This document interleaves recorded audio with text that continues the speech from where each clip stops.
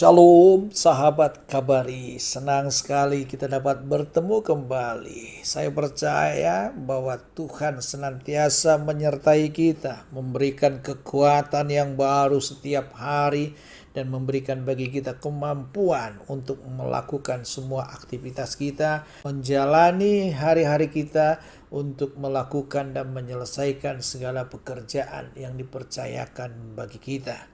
Sahabat kabar yang dikasihi Tuhan, untuk hari ini tema kita adalah Tuhan memenuhi janjinya.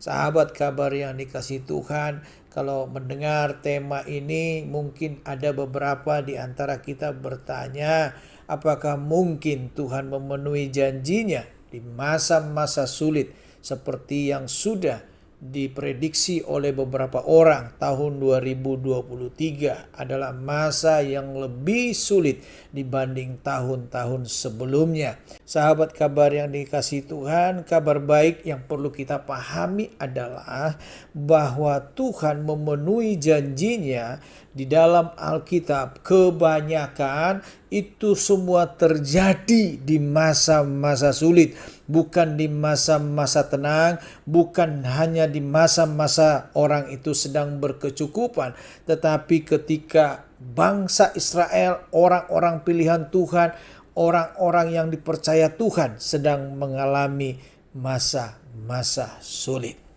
Sahabat kabar yang dikasihi Tuhan, kita bisa melihat bagaimana Tuhan memenuhi janjinya kepada Musa, kepada bangsa Israel ketika Musa akan membebaskan orang Israel dari tanah Mesir.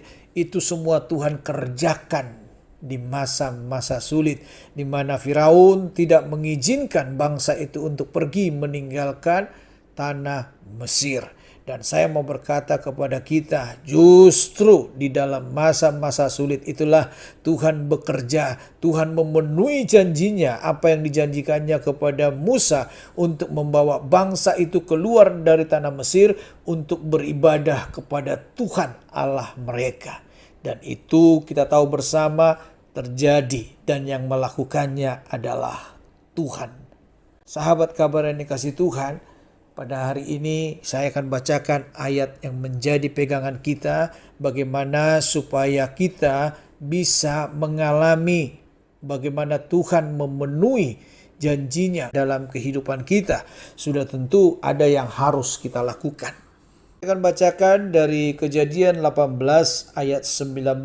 Sebab aku telah memilih dia, yaitu Abraham, supaya diperintahkannya kepada anak-anaknya dan kepada keturunannya, supaya tetap hidup menurut jalan yang ditunjukkan Tuhan dengan melakukan kebenaran dan keadilan, dan supaya Tuhan memenuhi kepada Abraham apa yang dijanjikannya kepadanya. Jadi sahabat kabari, dari ayat yang kita baca ini ada hal yang harus kita lakukan supaya Tuhan memenuhi janji-janjinya, sama seperti Tuhan memenuhi janjinya kepada Abraham. Dan saya yakin dan percaya bahwa kita semua adalah anak-anak rohani atau anak-anak daripada Abraham, karena bapa beriman itu adalah Abraham, dan kita semua adalah orang-orang yang beriman.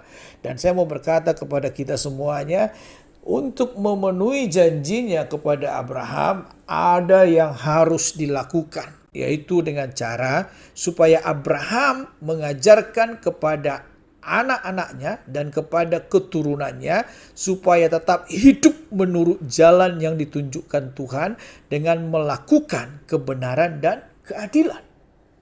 Jadi hidup di dalam jalan yang Tuhan tunjukkan.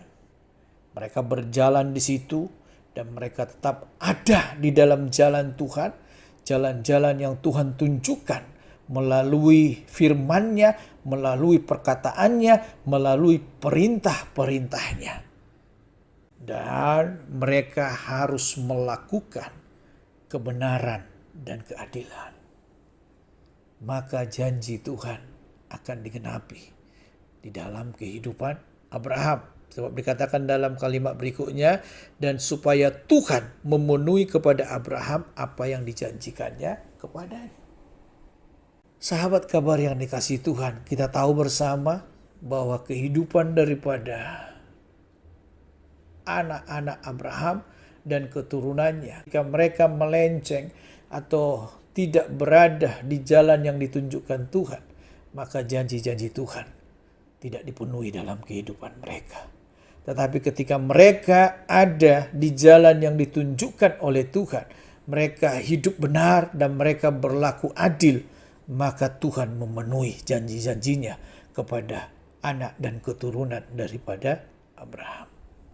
Bagi kita semuanya juga sahabat kabari, Tuhan akan memenuhi segala janji-janjinya bagi kita.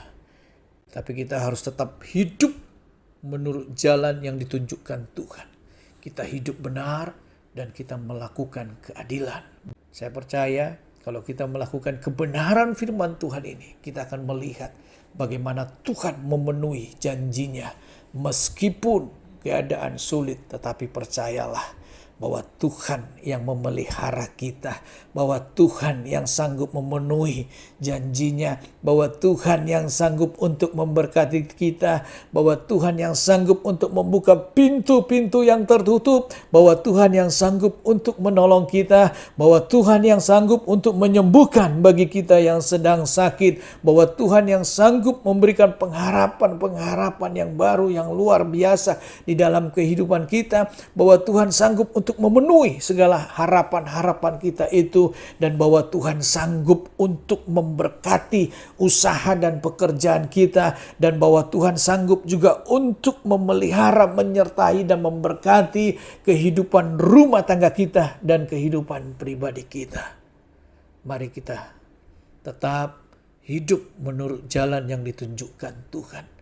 Bangunlah hubungan dengan Tuhan, bangunlah persekutuan dengan Tuhan, dengar-dengaran akan suara Tuhan, suka membaca firman Tuhan, sebab firman Tuhan itu adalah terang bagi jalan kita.